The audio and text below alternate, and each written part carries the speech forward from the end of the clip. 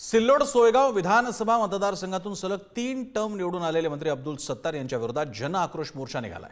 लोकसभेला जालना मतदारसंघात भाजपचे रावसाहेब दानवे यांचा झालेला पराभव याची जन आक्रोश मोर्चाला किनार आहे। त्यामुळे महायुतीतील नेते रावसाहेब दानवे आणि अब्दुल सत्तार यांच्यातील वाद कुठपर्यंत पोहोचणार असा प्रश्न उपस्थित होतोय।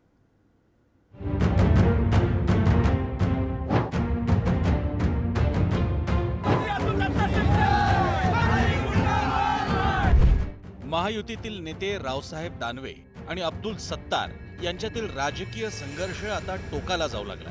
काही दिवसांपूर्वी अब्दुल सत्तारांच्या समर्थकांनी भाजप नेते रावसाहेब दानवेंविरोधात मोर्चा काढला होता। त्याला प्रत्युत्तर देण्यासाठी दानवे समर्थकांनी सिल्लोड बंदची हाक देत प्रतिमोर्चा काढला। त्यामुळे ऐन विधानसभा निवडणुकीच्या तोंडावर सत्तार दानवे वाद भडकण्याची चिन्ह आहेत। दानवे सत्तार वाद का पेटला?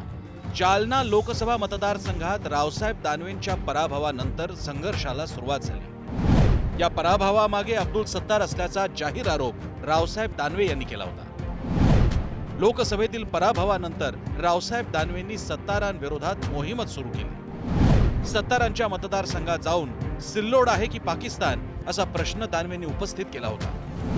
दानवेंच्या वक्तव्याविरोधात 19 सप्टेंबरला सिल्लोडमध्ये सत्तार यांच्या समर्थकांकडून मोर्चा काढला गेला। दानवे समर्थकांनी सिल्लोड बंदची हाक देत प्रतिमोर्चा काढला। पूरी पेट्रोल पंप ताकत आधा हिस्सा देता क्या? नहीं तो सिल्लोड में डालना नहीं। अरे सिल्लोड है का पाकिस्तान है? भाजपा नेते रावसाहेब दानवे आणि अब्दुल सत्तार यांची राजकीय मैत्री एकेकाळी सर्वश्रुत होती। ते दोघे स्वतःचा किंवा घरचा सदस्य निवडणूक रिंगणात उभा असताना एकमेकांना मदत करायचे।